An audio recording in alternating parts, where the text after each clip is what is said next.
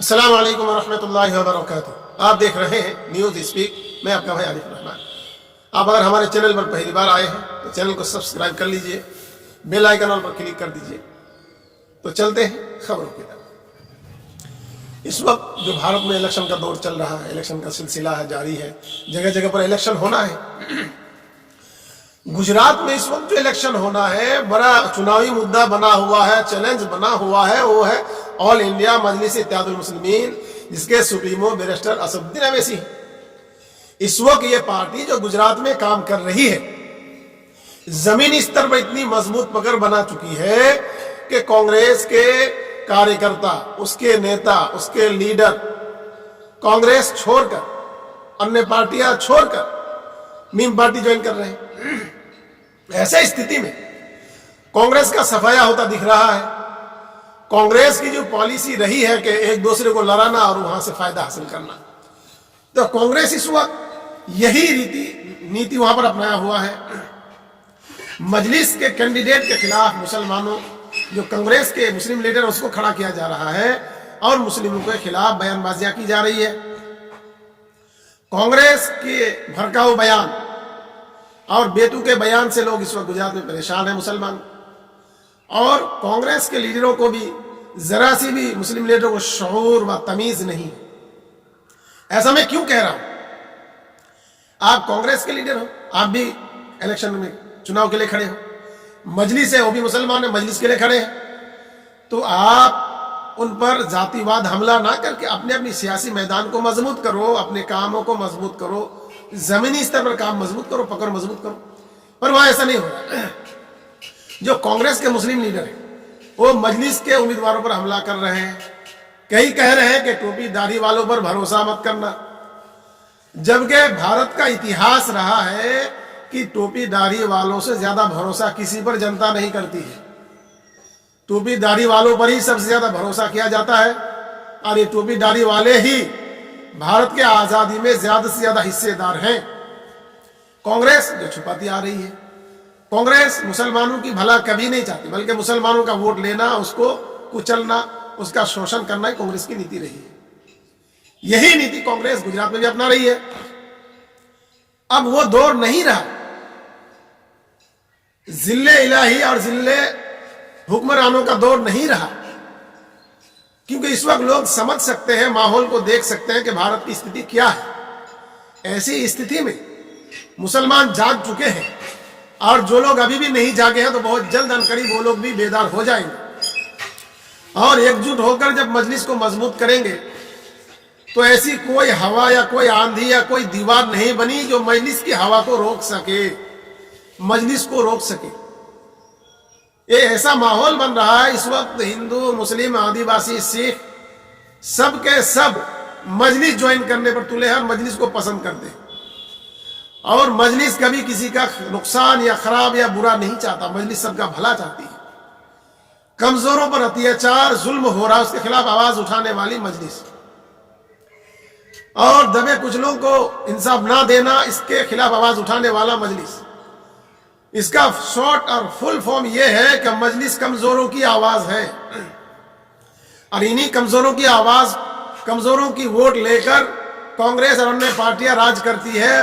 पर ऐसा इस वक्त उल्टा दिख रहा है, दबे कुचले लोगों का वोट लेकर उनको दबाना, उसको उनके साथ नाइंसाफी करना अब महंगा पड़ रहा है अन्य पार्टी को। अब इस वक्त जो माहौल बना हुआ है, पूरे भारत में जगह जगह पर मजलिस इलेक्शन लड़ेगी, जो सबसे बड़ा मुद्दा है, तो ऐसे में लड़ सकता है, क्योंकि मजलिस अब वो कमजोर छोटी पार्टी नहीं रही। मजलिस अब दमखम भी रखता है और पूरे भारत में इलेक्शन लड़ने की तैयारी में भी जुटा हुआ है। ऐसा कहना मुश्किल है कि कहां कहां लड़ेगा, पर इसकी तैयारी है। बंगाल में भी लड़ने का ऐलान कर चुका है, गुजरात में तो अपने कैंडिडेट को उतार ही चुका है, बिहार में 5 सीटें जीत ही चुका है। ऐसे स्थिति में गुजरात का जो माहौल है, लोग इस वक्त जो गुजरात दंगे के 2002 के दंगा के जो मेन और असल गवाह था, वो मजलिस ज्वाइन कर चुके हैं, और 2002 के दंगे को याद करके इस वक्त लोग भी मजलिस को ज्वाइन कर रहे हैं। तो मजलिस अगर कामयाबी से हमकिनार होती है और कामयाबी मजलिस को मिलती है तो 2002 के दंगे में जिन लोगों के साथ नाइंसाफी हुआ है तो उनको इंसाफ की उम्मीद दिखती नजर आ रही है, और अनकरीब इनको इंसाफ भी मिलेगा। इस वक्त अगर म्युनिसिपल कॉर्पोरेशन में मीम पार्टी कामयाबी हासिल से हमकिनार हो जाती है तो फिर विधानसभा के लिए भी वो खड़ी हो जाएगी। कहीं ऐसा ना हो कि विधानसभा में दूसरी सरकार को उखाड़ कर फेंक दे और मजलिस हुकूमत पर बैठ जाए, तो ये कहना मुश्किल है। इस वक्त जो माहौल देखा जा रहा है और माहौल को बदलने में टाइम नहीं लगता, और गुजरात में इस वक्त कांग्रेस का तो सफाया फाइनल होता दिख रहा है। कहीं ऐसा ना हो कि इलेक्शन के बाद गुजरात से कांग्रेस का सफाया हो जाए और सिर्फ कांग्रेस और उसके लीडर ही बाकी रह जाए, बाकी सब के सब अन्य पार्टियों में चले जाए। ऐसा हो सकता है क्योंकि कांग्रेस की नीति को लोग समझ चुके हैं। जो बीजेपी है वही कांग्रेस है, जो कांग्रेस है वही बीजेपी है। कांग्रेस की गर्भपेट ही से बीजेपी निकली है और कांग्रेस के गोद में भी पली बड़ी है बीजेपी। तो ये दोनों एक ही घर के दो दरवाजे हैं, यूं समझ लीजिए। उसका उदाहरण के तौर पर थोड़ा सा मैं आपको रोशनी डालता हूं। जैसे कि पार्लियामेंट में तलाक सलासा का बिल कांग्रेस ने लाया था, पर आंदोलन होने पर उसने रोक लगा दी। गाय गो हत्या पर कानून कांग्रेस ने बनाई।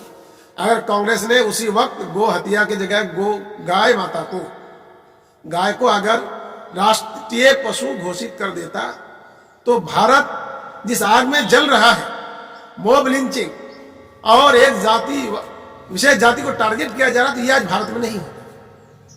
तो ऐसे स्थिति में इनको चाहिए था कि ये कांग्रेस उस वक्त गाय को राष्ट्रीय पशु घोषित कर देता, या तो फिर दूसरा कोई कानून बनाता, उस पर पाबंदी लगा देता गो हत्या पर। इसने क्या किया? इसको फसाद कराना था, मुस्लिम वोटों को बरकरार रखना था, मुसलमानों को लूटना भी था, मारना भी था। तो यही स्थिति कांग्रेस को ले डूबा है।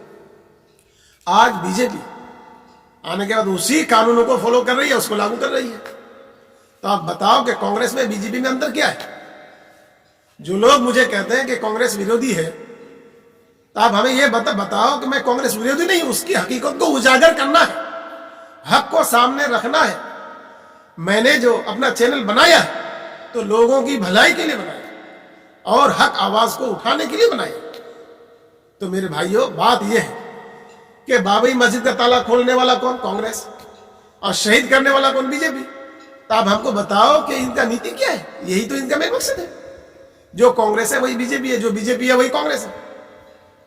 तो लोगों को समझने में थोड़ी देर तो हुई जरूर है, मगर समझ में आ रहा है और बहुत जल्द पूरी नीति भी समझ में आ जाए जब लोग एकजुट होकर कांग्रेस और बीजेपी के बजाय मजलिस को वोट करेंगे।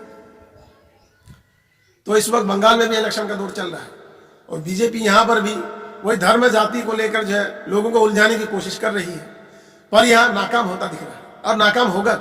यहां पर टीएमसी फिर से दोबारा सरकार बहाल करेगी, चाहे अपने बलबूते पर हो या गठबंधन के जरिए हो, सरकार बहाल होगी और फिर जो है अपनी मजबूती के साथ जो कमी रह गई टीएमसी के अंदर उसका सुधार भी होगा और लोग फिर टीएमसी को मजबूती से बनाकर रखेंगे। ऐसे स्थिति में इस वक्त अन्य पार्टियों को भी जगह मिल रहा है बंगाल में और जगह मिलेगा, ऐसी हवा और जमीनी पकड़ भी देखा जा रहा है। Indian secular front, Congress, CPM, ये लोग गठबंधन कर चुके हैं, मजलिस में अपनी उम्मीदवार उतार चुके हैं। माहौल बनता दिख रहा है सभी पार्टियों को।